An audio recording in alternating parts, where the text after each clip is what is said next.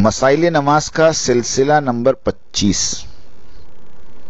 شرائط نماز نیت کے مسائل۔ بسم اللہ الرحمن الرحیم۔ کسی نقص کی وجہ سے واجب العیادہ نماز کی نیت۔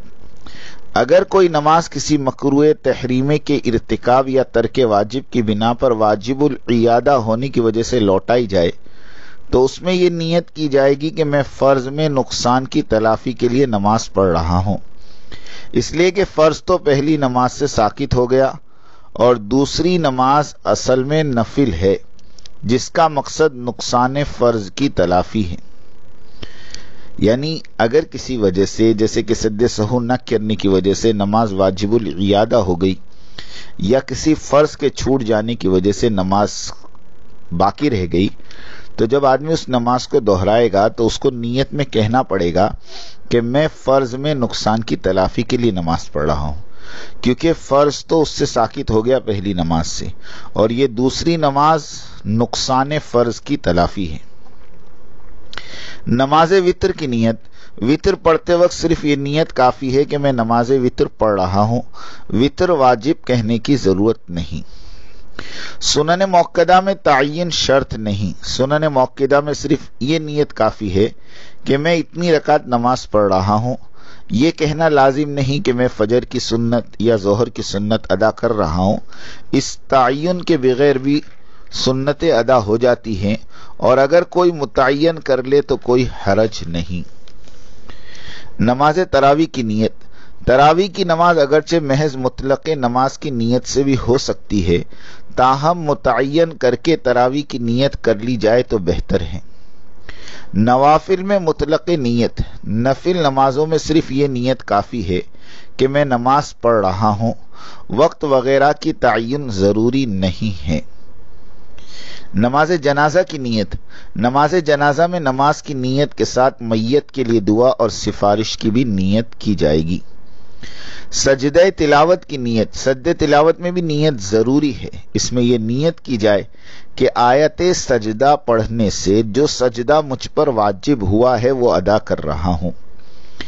سجدہ تلاوت ادا کرتے وقت یہ لازم نہیں کہ آیت سجدہ کی تعین کی جائے، بلکہ مطلق نیت سے بھی سجدہ تلاوت ادا ہو جاتا ہے۔ یعنی ہر سجدے کے وقت ہر آیت کی نیت کرنا ضروری نہیں ہے، بلکہ اگر کسی کے 2 5 10 سجدے باقی ہوں اور وہ ایک ساتھ 2 5 سجدے ادا بھی کر لیں تو انشاءاللہ سجدے تلاوت ادا ہو جائے گا۔ خطبہ جمعہ کے لیے بھی نیت کرنا شرط ہے۔ اگر خطبے کی نیت نہ ہو تو محض الفاظ ادا کرنے سے خطبہ معتبر نہیں ہوگا۔ خطیب کے لیے بھی نیت کرنا شرط ہے۔ اگر کسی شخص سے نیت کرتے وقت نماز کی رکعتوں کی تعداد میں غلطی ہو جائے، مثلا کہا کہ میں ظہر کی نماز کی 3 رکعت پڑھ رہا ہوں، تو بھی نماز درست ہو جائے گی، اس لیے کہ تعداد رکعت کا بیان ضروری نہیں، لہذا اس میں غلطی مضر بھی نہیں۔ ادا اور قضا کی نیت میں الٹ پلٹ۔ اگر ادا نماز پڑھتے وقت قضا کی نیت کر لی یا قضا پڑھتے وقت ادا کی نیت کر لی، پھر بھی نماز صحیح ہو جائے گی۔ فرائض میں ریا کا اعتبار نہیں۔ اگر کوئی شخص لوگوں کو دکھاوے کے لیے نماز پڑھے تو اگرچہ اسے ثواب نہیں ملے گا، لیکن اس ریاکاری کے باوجود اس سے فرض ساقط ہو جائے گا اور اس نماز کی قضا اس پر بعد میں لازم نہ ہوگی۔ ریا کی علامت۔ اصلی ریا کی پہچان یہ ہے کہ جب آدمی لوگوں کے سامنے ہو تو نماز پڑھے اور جب تنہائی کا موقع ہو تو نماز ہی چھوڑ دے۔ اگر حالت یہ ہے کہ لوگوں کے سامنے نماز بہت عمدگی سے پڑھتا ہے اور تنہائی میں جلد بازی میں ٹرخا لیتا ہے تو اسے اگرچہ اصل نماز کا ثواب ملے گا، لیکن عمدگی کے اجر سے وہ محروم رہے گا۔ اللہ پاک مجھے اور آپ کو کہنے سننے سے زیادہ عمل کی توفیق عطا فرمائیں۔ یہ نماز کے باہر کے جو شرائط ہے ان تمام کا بیان پورا ہوا۔